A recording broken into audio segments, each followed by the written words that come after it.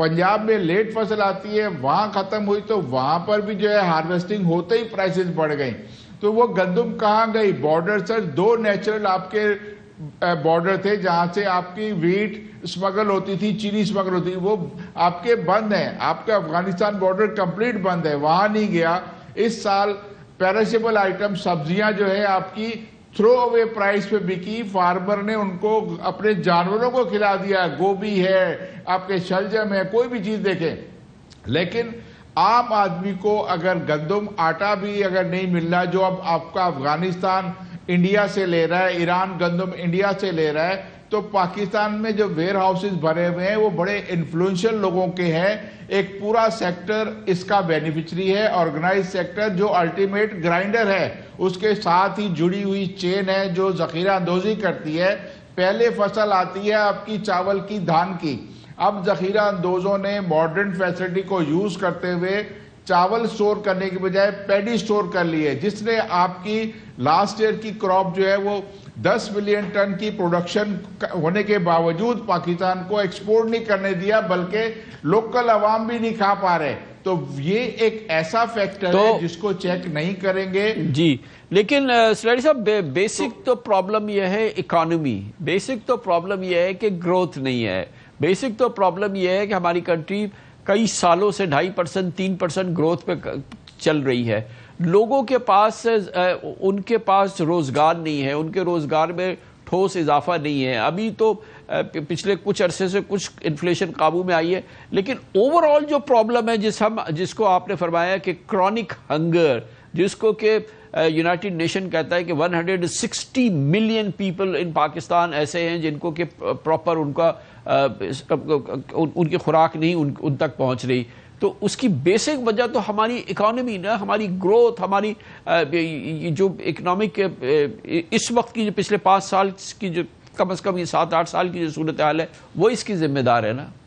जी बिल्कुल, वो इसकी जिम्मेदार है। अगर आप ग्रोथ की परसेंटेज को पॉपुलेशन की जो ग्रोथ होती है हर साल उसके साथ एडजस्ट कर लें तो आपको लगेगा कि अगर आप 2.5% पे ग्रो हुए हैं और 2.1% आपकी पॉपुलेशन ग्रो हो गई, या 3% पे ग्रो हुए हैं और 2.1% आपकी साल की पॉपुलेशन बढ़ रही है, तो एडजस्ट होने के बाद जो बाकी बचता है, जिसमें आपने रोजगार के मौके फराहम करने हैं, जिसमें आपने अपने कर्जों की अदायगी करनी है, जिसमें सनतों की या आपके एग्रीकल्चर को तहफ़्फ़ुज़ देना है, तो वो हुकूमत के पास तो किटी में एक्चुअली बचता ही कुछ नहीं। और अभी आप देखें कि 11.7 ट्रिलियन रुपए जो वफाकी हुकूमत के पास आएंगे सूबों को उनका हिस्सा देने के बाद, उसमें से 8 ट्रिलियन तो आपका सूद की अदायगी निकल गई, 3 ट्रिलियन आपका बहुत जरूरी है जो कि दफा पे लगाना, वो निकल गया, तो वो 11 ट्रिलियन तो वहीं पे पूरा हो जाता है।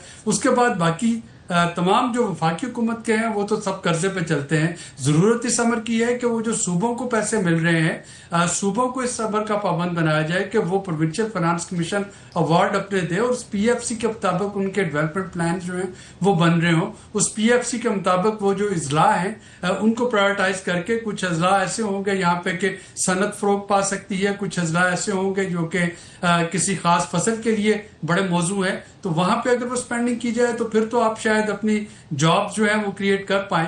अदरवाइज जो मुझे सबसे बड़ा खतरा है, ये जो 16 करोड़ अवाम जो कि क्रॉनिक हंगर का शिकार है, यही यूएन की रिपोर्ट ये भी कहती है कि हमारे जो 30 साल से कम उम्र नौजवान है जो कि हमारी टोटल आबादी का 63% बना रहे हैं, उनका भी एक बड़ा हिस्सा जो है वो इसमें शामिल है। यानी अगर आप अपने नौजवानों को देखें तो अगर वो जो है वो हंगर का शिकार हैं, छोटे बच्चे जो होंगे वो तो मेल न्यूट्रिशन में आ जाएंगे, लेकिन अगर आप टीनेजर्स की बात करते हैं तो फिर आपके स्ट्रीट क्राइम जो है उनको बढ़ने से कोई नहीं रोक सकता, क्योंकि ना आप उनको तालीम फराहम कर पा रहे हैं, ना आप उनको रोजगार फराहम कर पा रहे हैं, और अगर उनको 2 वक्त की जो मुनासिब गजा है वो भी नहीं मिल रही तो फिर वो कहाँ पे जाएंगे। जाहिर है कि या वो रियासत के खिलाफ हो जाएंगे जो कि हम मुख्तलिफ इकाइयों में देख रहे हैं, या वो स्ट्रीट क्राइम्स जो है उनकी तरफ मतवज्जो हो जाएंगे। तो ये एक basically non traditional security threat है जो कि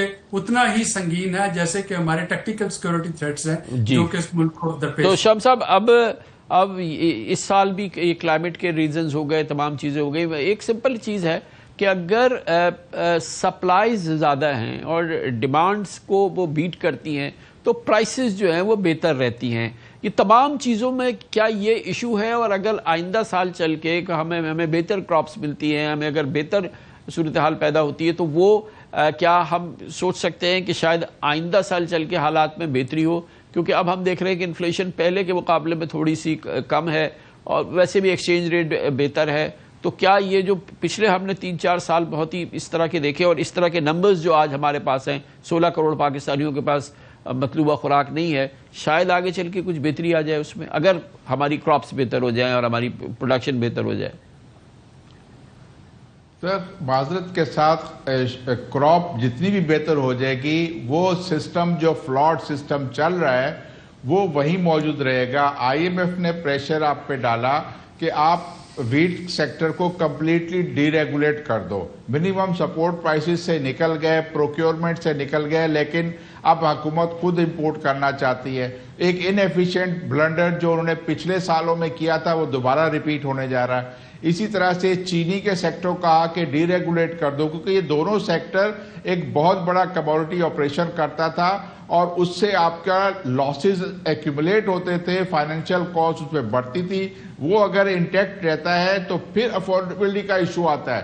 لوگوں کو چیزیں سستی ملیں گی تب جب آپ اس کو لبرلائز کریں گے، ڈی ریگولیٹ کریں گے. حکومت آج دنیا میں اگر دیکھیں، تھائی لینڈ جیسا ملک جو چاول کے ریزروز رکھتا تھا، خرید کرتا تھا فارمر سے، وہ نکل گیا لاسز کر کے.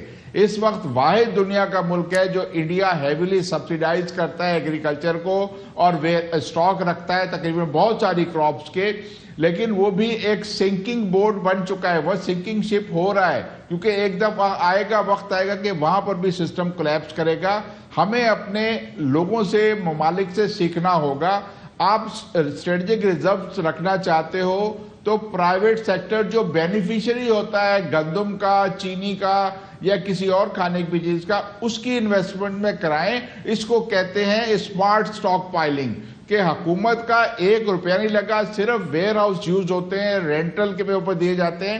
تو اگر کرائسس آتا ہے، ایب نارمل پرائس انکریز ہوتا ہے تو حکومت خرید کے واپس مارکیٹ کو فلڈ کر دے اور اس کی پرائس کریکشن ہو جائے. آج آپ کا ٹوٹل کنٹرول جو ہے وہ آڑتی سے لے کر بڑے فیوڈل لارڈ جو ایگریرین بیک گراؤنڈ کے پولیٹیشین ہیں وہ گندم اسٹاک کر کے بیٹھے ہیں. بہت شکریہ. عبداللہ اسلام صاحب ہمارے ساتھ تھے، عابد قیوم سلیری صاحب ہمارے ساتھ تھے. بہت ہی تلخ موضوع تھا.